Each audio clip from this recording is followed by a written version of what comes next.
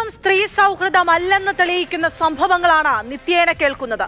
ഇന്നിപ്പോൾ പെരുമ്പാവൂരിൽ നിന്ന് വരുന്ന വാർത്ത. റോഡിലൂടെ നടന്നുപോയ യുവതിക്ക് നേരെ നഗ്നതാ പ്രദർശനമുണ്ടായി. പിന്നാലെ ദേഹോപദ്രവം ഏൽപ്പിച്ചു. പിടിയിലായത് 28-കാരൻ അജാസ്.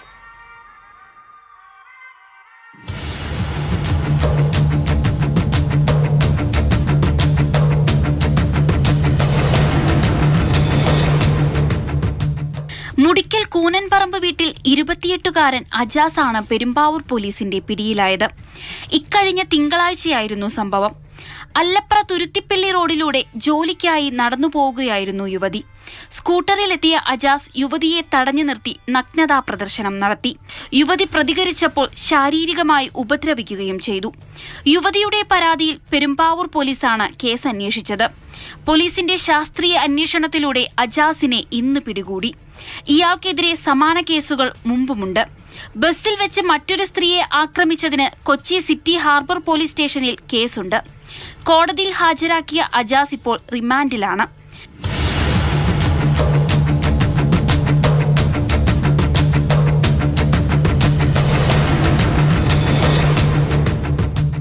മാതൃഭൂമി ന്യൂസ്, കൊച്ചി.